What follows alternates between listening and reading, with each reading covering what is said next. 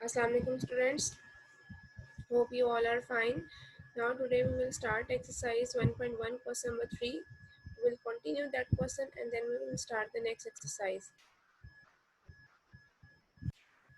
Question number 3 में मैंने आपको बताया था कि we have to complete the formula of a square. हमने कंप्लीटिंग स्क्वायर का फार्मूला कंप्लीट करना है, that is a plus b whole square a minus b whole square का फार्मूला। अब उसके लिए सिर्फ 2-3 स्टेप्स हैं जो कि मैं आप लोगों को बताऊंगी सोल्यूशन के जरिए, और बाकी सारे क्वेश्चंस जो हैं ना आपने एज इट इज उसी तरह से करने हैं। अब what is your homework for this exercise? इस एक्सरसाइज के लिए जो आपका होमवर्क है वो आपका ये है, इन question number 1, okay, in question number 3 10x part number 3, 11x square minus 34x plus 3 is equal to 0, and I have told you some important points कि आपके पास इसमें important point आपके पास क्या है कि first of all you must have a coefficient 1 with x square। जो भी x square होगी उसके साथ आपका coefficient 1 होना चाहिए।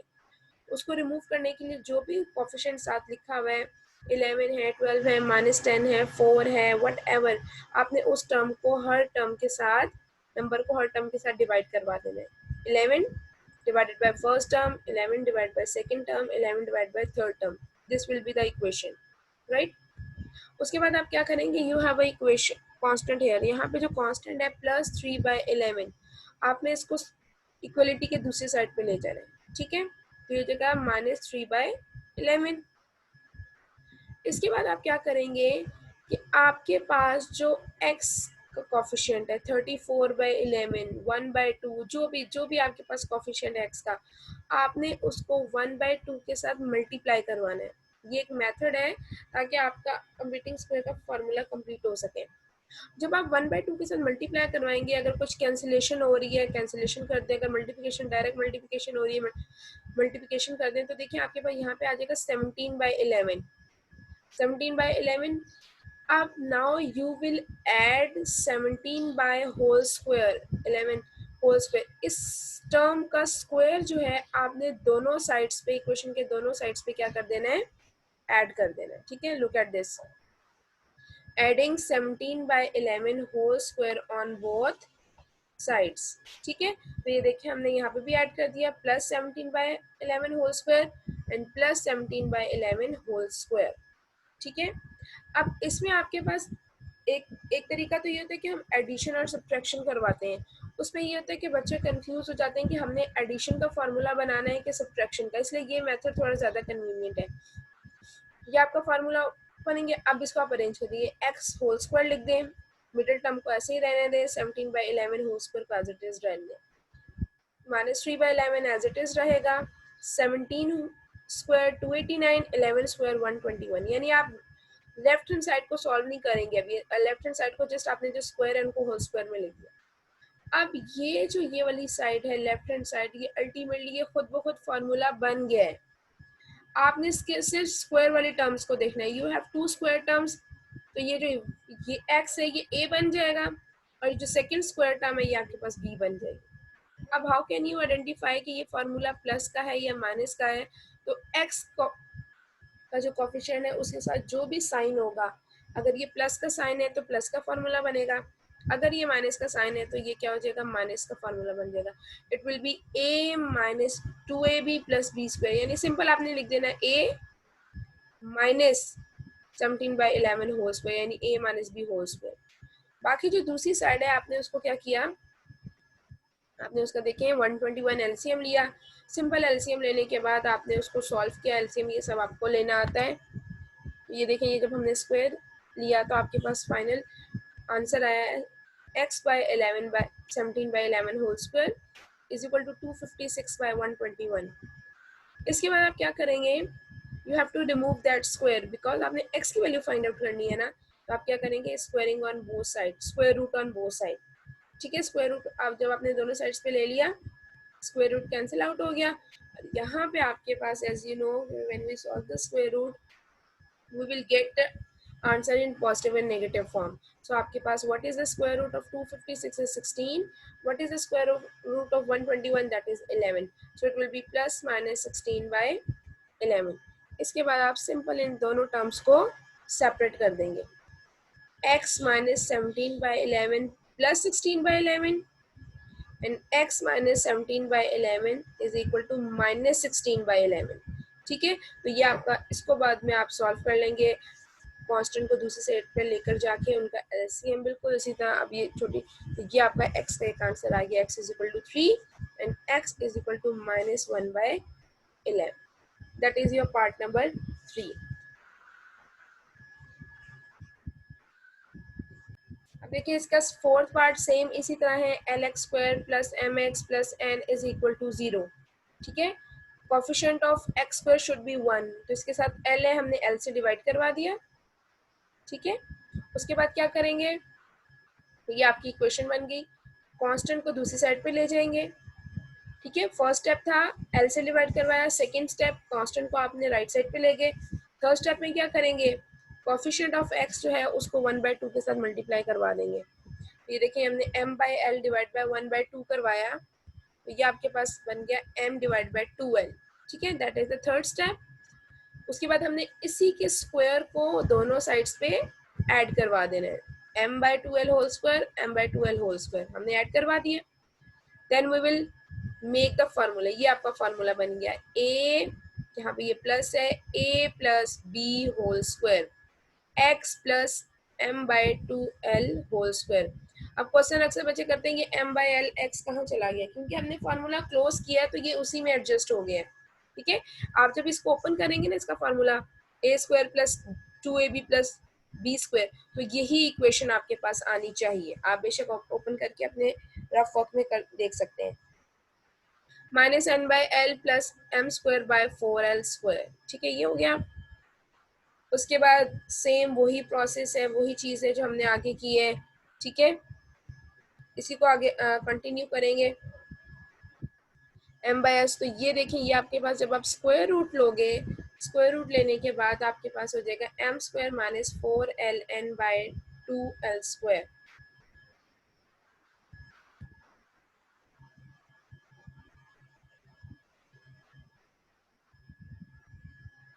उसके बाद जब आप ये करेंगे तो ये देखें आपके पास ये इक्वेशन आ जाएगी और दैट इज योर आंसर, ये आपका आंसर हो जाएगा।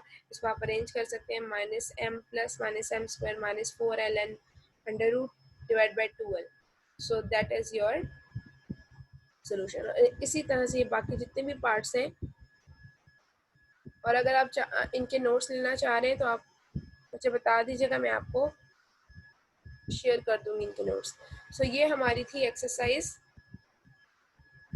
1.1 हमारी कंप्लीट हो गई। ठीक है,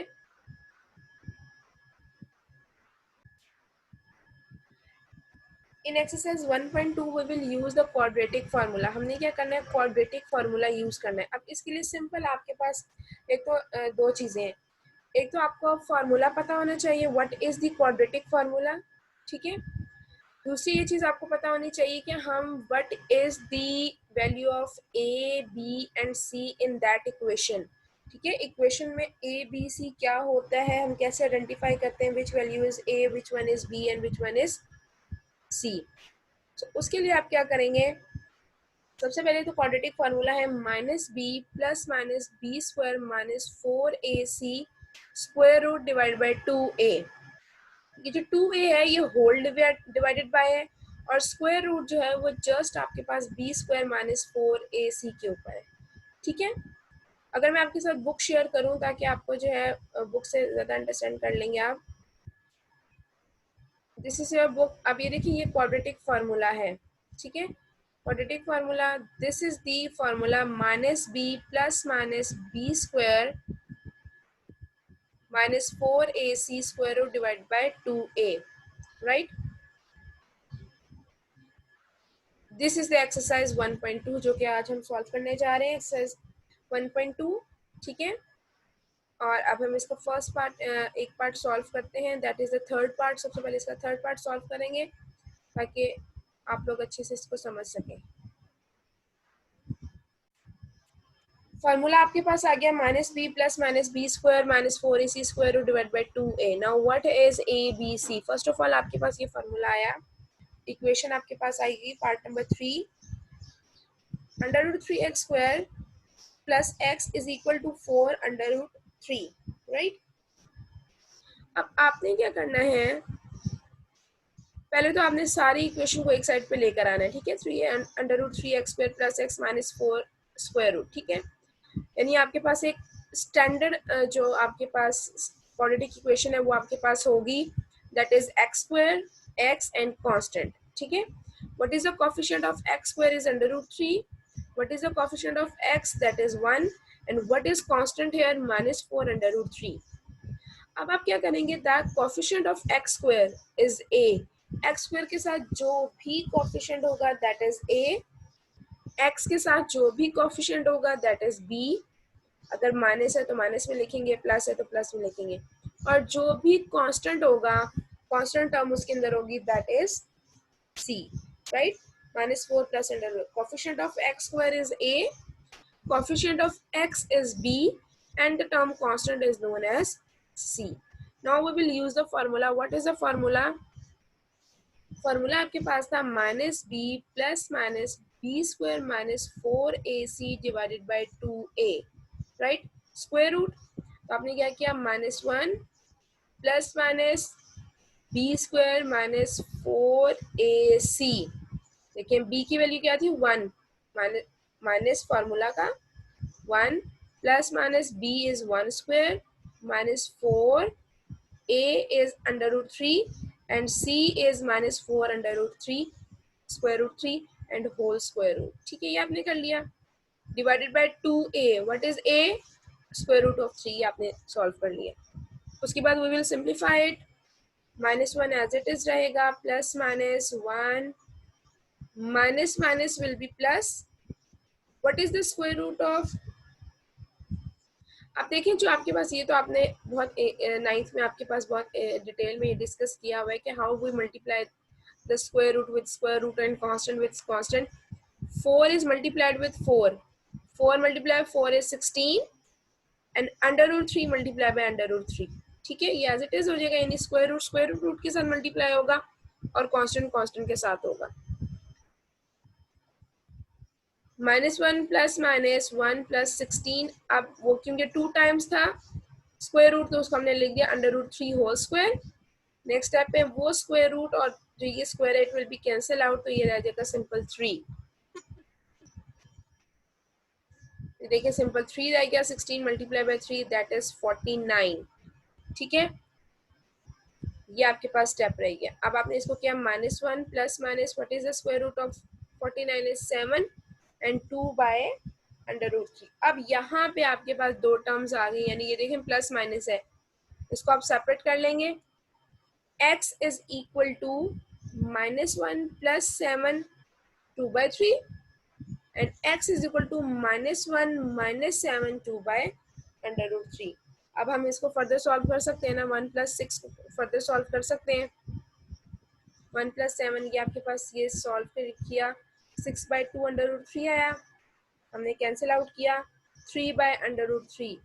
और ये भी आप लोग बहुत अच्छे से पढ़ चुके हैं कि आप अगर सिंगल आके आपके पास ऊपर 3 है और डिनोमिनेटर में स्क्वायर रूट ऑफ 3 है, तो आप क्या करेंगे, या तो इसको रैशनलाइज कर लें, ठीक है, या फिर आप क्या सिंपल ये करेंगे, दोनों सेम टर्म्स है, हम 3 को लिख सकते हैं square root of 3 multiply by square root of 3, ठीक है। तो ये आपका कैंसिल आउट हो जाएगा, it will be square root of 3, then -1 - 7 by 2/√3, it will be -8 and this, और ये आपका हो जाएगा -4/√3। So this is your answer, यानी आपके दो आंसर आएंगे इन क्वेश्चंस में, सो that is your answer.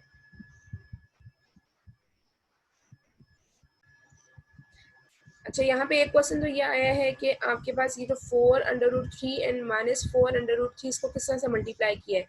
Simply हमने कैसे मल्टीप्लाई किया है, देखें this is minus and this is minus, it will B minus minus plus, ठीक है, ये तो हो गया।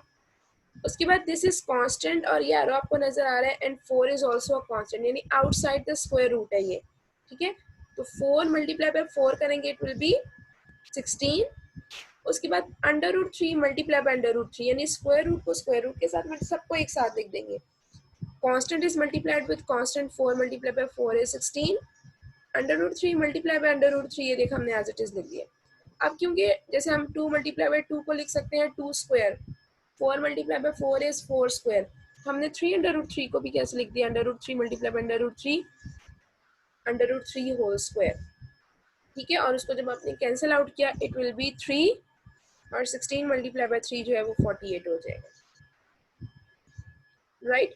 अब एक और क्वेश्चन आपके पास यहाँ पे किया है, वो ये है कि हमने इसको कैसे सॉल्व किया।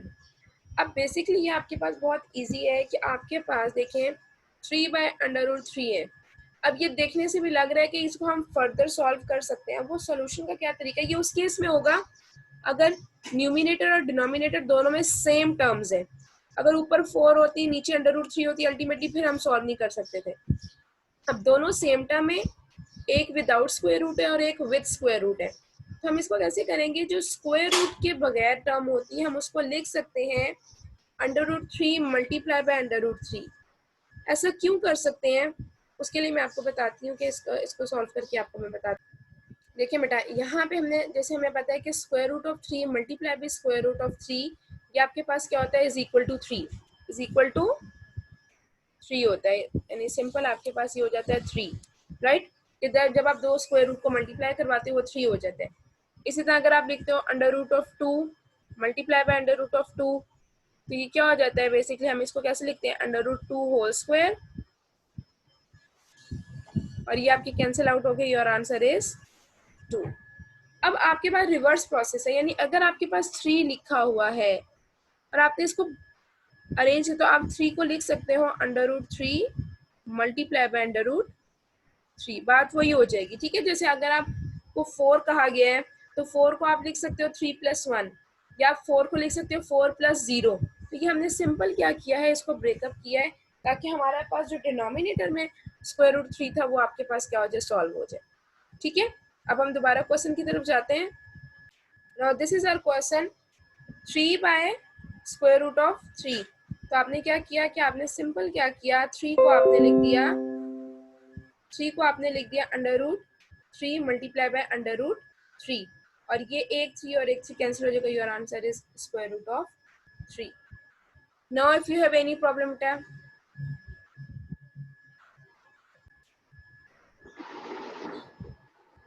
ये आपके पास पार्ट नंबर 7 है।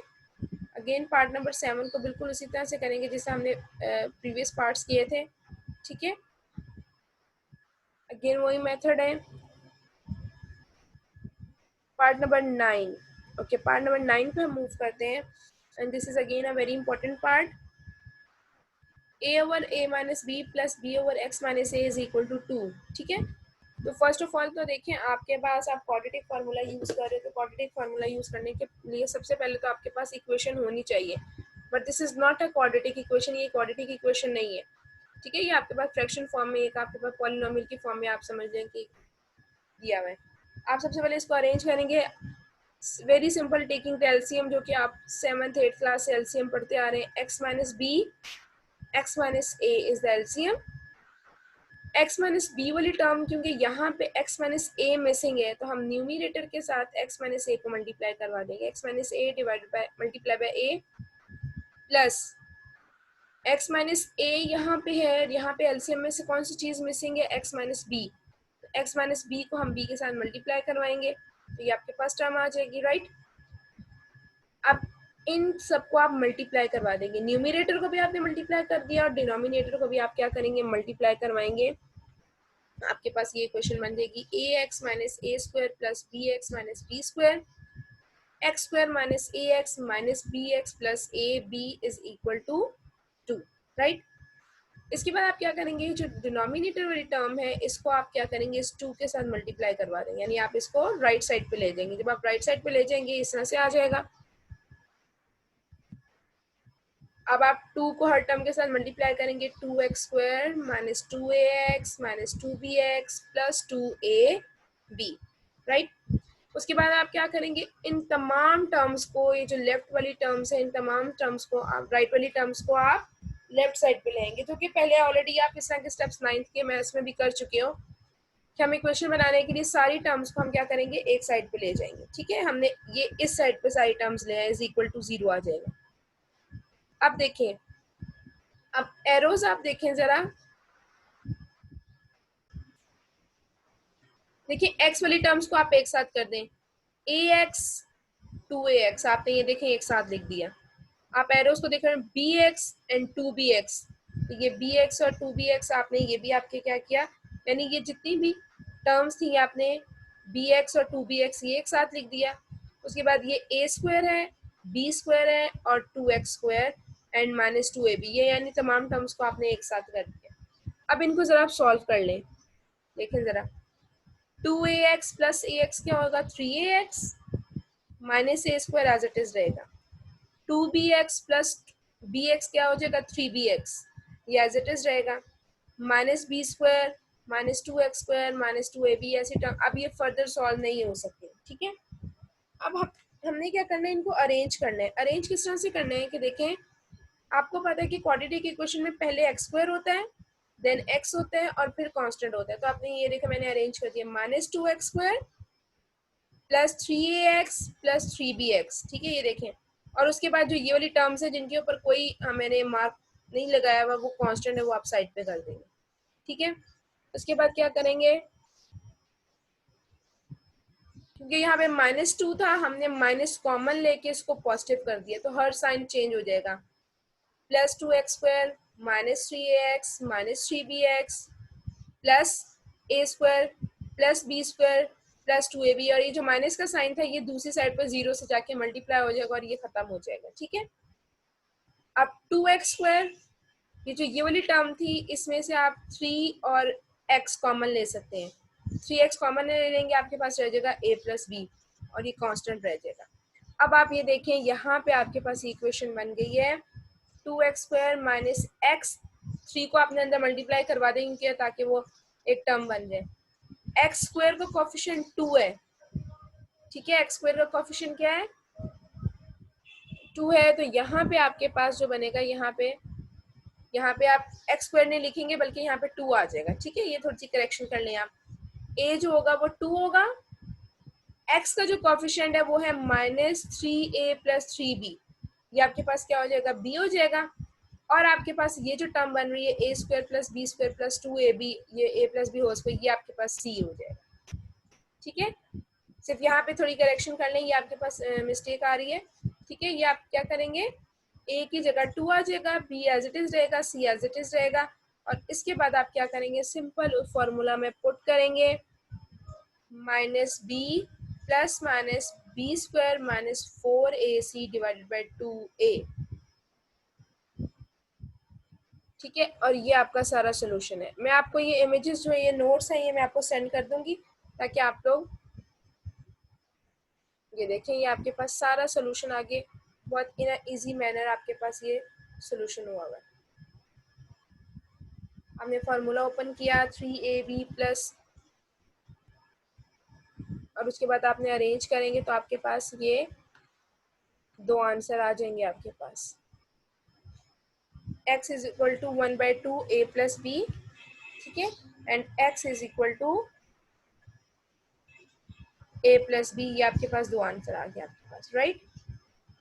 सो अगर यहाँ पे अगर आप बेटा आपको कोई भी प्रॉब्लम है तो काइंडली मुझसे आप